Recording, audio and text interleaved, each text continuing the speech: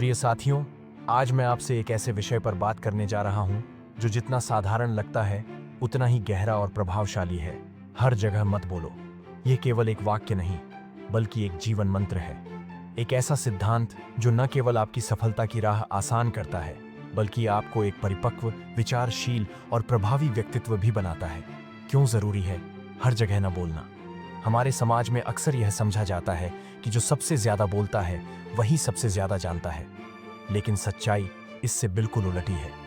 ज्ञानी व्यक्ति वह नहीं होता जो हर समय बोलता है, बल्कि वह होता है जो कब, कहां, कितना और किससे बोलना है यह जानता है।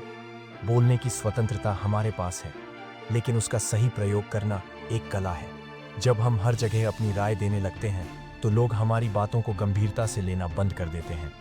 हमारी बातों का मूल्य तब होता है जब वे समय पर, स्थान पर और संदर्भ में कही जाएं। चुप रहना कमजोरी नहीं, समझदारी है। हमारे प्राचीन ग्रंथों में कहा गया है, मौनम सर्वार्थ साधनम। मौन सभी लक्ष्यों की सिद्धि का साधन है।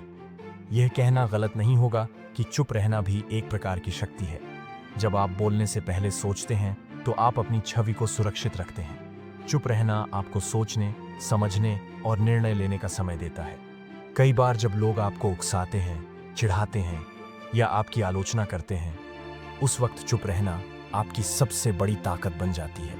जवाब देने की हड़बड़ी में हम कई बार ऐसा कुछ कह जाते हैं जिससे हम बाद में पछताते हैं। हर जगह बोलना क्यों आपको कमजोर बनाता है? लोग आपको गंभीरता से नहीं लेते। जब आप हर मुद्दे पर बोलते हैं, हर बहस में हिस्सा लेते हैं, तो आपकी बातों का वजन कम हो जाता है। आपकी असली सोच उजागर हो जाती है। हर जगह बोलने से आप अपनी सोच, रणनीति और भावनाओं को दूसरों के सामने रख देते हैं, जिससे लोग आपको आसानी से समझ लेते हैं और आपके खिलाफ उसका प्रयोग कर सकते हैं। आप विवादों में फंस सकते हैं। बहुत बार ऐसा होता है कि हम अनावश्यक रूप से किसी विषय पर अपनी राय देकर खुद को मुसीबत में डाल लेते हैं। आपकी ऊर्जा नष्ट होती है।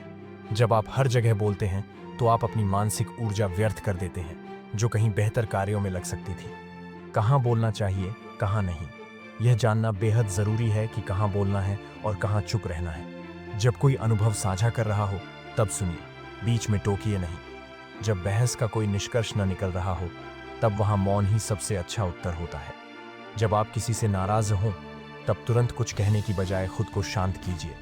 जब कोई आपकी आलोचना कर रहा हो तो सुनिए, समझिए और फिर सोच समझकर प्रतिक्रिया दीजिए। जब मंच मिले, अवसर हो और आपकी बात समाज या किसी व्यक्ति के लिए लाभकारी हो तभी बोलिए। सफल लोग कब बोलते हैं? क्या आपने कभी देखा है कि बड़े नेता, सफल उद्यमी, आध्यात्मिक गुरु या ज्ञानी व्यक्ति हर जगह बोलते हैं? नहीं, वे केवल तब बोलते हैं जब उन्हें लगता है कि उनकी बात से किसी को मार्गदर्शन मिल सकता है या कोई बड़ा उद्देश्य सिद्ध हो सकता है। महात्मा गांधी ने एक बार कहा था, बोलने से पहले यह सोचो कि क्या यह सत्य है, क्या यह आवश्यक है और क्या यह प्रिय है। सफल लोग बोलने से पहले सोचते हैं। वे भावनाओं के बहाव में बहकर नहीं, बल्कि तर्क और उद्देश्य से बोलते हैं। मौन का अभ्यास कैसे करें? ध्यान और आत्मनिरीक्षण। रोज 10 मिनट मौन रहकर अपने विचारों को देखें। इससे आत्मसंयम बढ़ेगा। जरूरत पर ही प्रतिक्रिया दें। हर बात का जवाब देना जरूरी नहीं। जहां जरूरी हो वहीं बोलें। लिखने की आदत डालें। जब कहने का मन हो तो उसे पहले लिखिए, फिर तय कीजिए कि क्या बोलना है और क्या नहीं। सुनना सीखें। अच्छे वक्ता से भी अच्छा होता है एक अच्छा श्रोता। जब आप सुनते हैं तो आप लोगों का सम्मान करते हैं और खुद भी बहुत कुछ सीखते हैं। जीवन में बदलाव कैसे आता है इससे? जब आप हर जगह बोलना बंद करते हैं, आपकी बातों का मूल्य बढ़ जाता है। लोग आपकी बातों को गंभीरता से लेते हैं। आप कम बोलकर ज्यादा प्रभाव छोड़ते हैं। आप गलतफहमियों और विवादों से बचे रहते हैं। आप अपनी ऊर्जा सही दिशा में केंद्रित कर पाते हैं। आपका मौन आपकी गरिमा बन जाता है। वास्तविक जीवन के उदाहरण डॉ. एपीजे अब्दुल कलाम। जब वे राष्ट्रपति बने तब भी वे हर जगह भाषण नहीं देते थे, लेकिन जब वे बोलते थे पूरा देश सुनता था। रतन टाटा बहुत शांत, संयमी और कम बोलने वाले व्यक्ति हैं, लेकिन उनके शब्दों में इतनी ताकत होती है कि दुनिया सुनती है। गौतम बुद्ध, उन्होंने मौन को आत्मज्ञान का मार्ग बताया। उनका मौन भी लोगों को प्रभावित करता था। चुप रहकर भी दुनिया को बदला जा सकता है।